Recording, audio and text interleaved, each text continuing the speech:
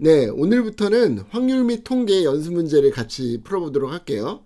각 절마다 한 3문제 정도씩 가장 좋은 문제들을 골라서 그 문제들을 어떻게 잘 풀 수 있는지에 대해서 그냥 답만 설명하는 게 아니라 그 과정을 어떻게 하면 쉽게 얻을 수 있는지에 대해서 같이 공부해 볼게요. 먼저 오늘은 2장부터 시작할게요. 2장은 확률에 대한 것이고 그 중에 2.1절은 표본 공간과 사건에 대한 내용이에요. 그러면 같이 문제를 보도록 하죠.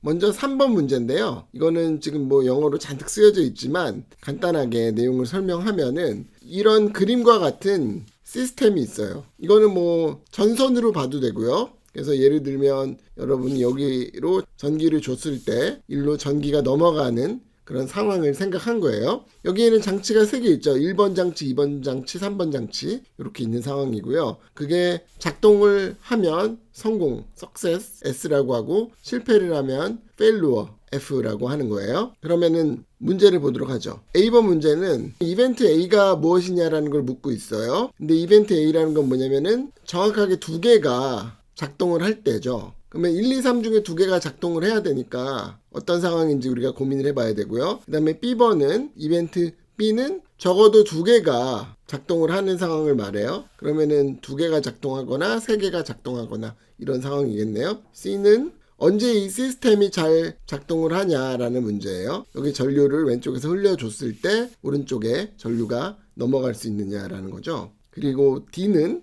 뭐 C 프라임 이거는 C의 여집합을 말하는 거죠. 그 다음에 A 합집합 C, A 교집합 C, B 합집합 C, 그리고 B 교집합 C 이런 것들이 어떤 사건인지를 찾아봐라 라는 문제죠. 그러면 이제 문제를 풀어볼까요? A번 문제 정확하게 2개가 잘 작동할 그런 사건이죠. 그럼 어떻게 되겠어요? 일단은 어떤 주어진 결과는 우리가 이렇게 3칸으로 쓸 수 있을 것 같아요. 그래서 첫 번째 칸은 1번에 대한 결과, 두 번째 칸은 2번, 세 번째 칸은 3번에 대한 결과고 성공이냐 실패냐에 따라서 뭐 이런 식으로 성공이면 S, 실패면 F 이렇게 표현을 할 수 있을 것 같아요. 그럼 먼저 A번은 정확하게 2개가 성공하는 경우잖아요. 그러면 이 3개 중에 2개가 S인 경우죠. 그리고 하나는 F인 경우고 그러면은 F의 위치에 따라서 마지막 두 번째, 첫 번째 이렇게 경우를 나누면 이렇게 3가지의 원소를 가진 그런 집합이 되겠네요. 그 다음에 B번 봅시다. B번은 적어도 2개가 작동을 해야 돼요. 그러면은 어떻게 되죠?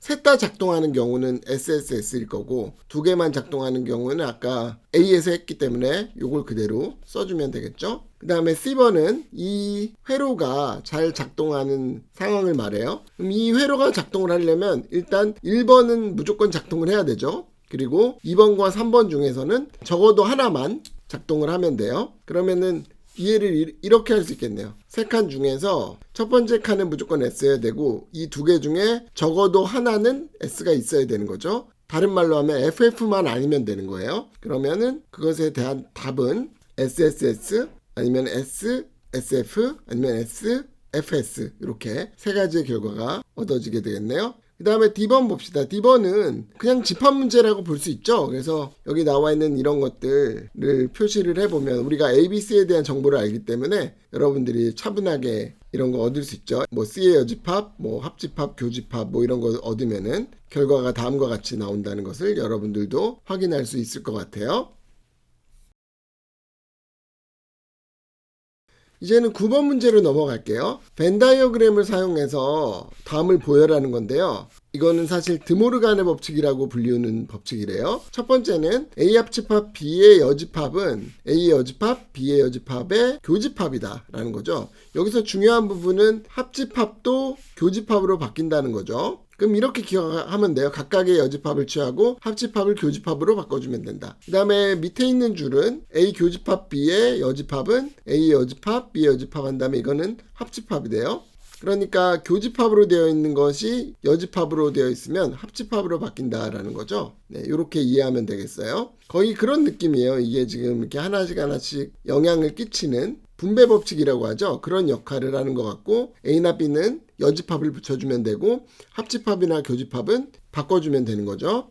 그럼 이게 맞는지를 확인해 보려고 하는데 벤 다이어그램 그려볼게요. A는 A 합집합 B의 여집합이잖아요. 그러면 A 합집합 B는 요 부분이니까 이것의 여집합은 이 파란 부분이 되겠죠? 그 다음에 오른쪽 볼게요. A 여집합, 교집합, B의 여집합. 그거는 A 여집합은 여기 파란 부분이 될 거고 B의 여집합은 여기 빨간 부분이 될 거고 이것을 교집합을 하게 되면 이렇게 녹색 부분이 되게 되겠죠. 그래서 이 두 개가 같다라는 것을 여러분들이 확인할 수 있겠어요. 마찬가지로 B번도 할 수 있는데요. 먼저 A 교집합 B의 여집합은 A 교집합 B의 가운데 부분인데 그거의 여집합이니까 이 파란 부분이 되겠죠. 이제 우변을 보면은 A의 여집합은 여기 파란 부분, B의 여집합은 이 빨간 부분, 그것의 합집합을 하게 되면 여기 오른쪽에 있는 그림과 같이 되겠죠. 그래서 이 두 개가 같기 때문에 위에 드모르간의 법칙을 만족한다라는 것을 우리가 알 수 있겠네요.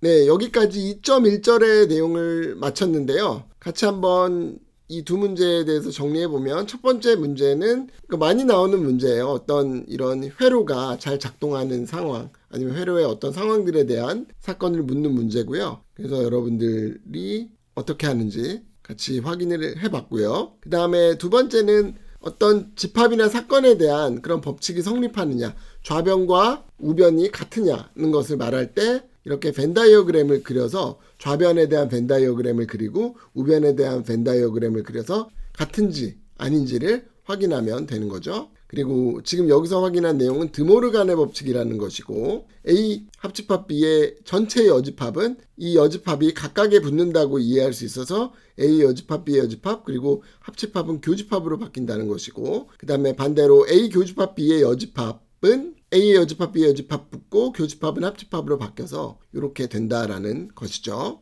이상으로 2.1절에 대한 연습 문제 풀이 마칠게요.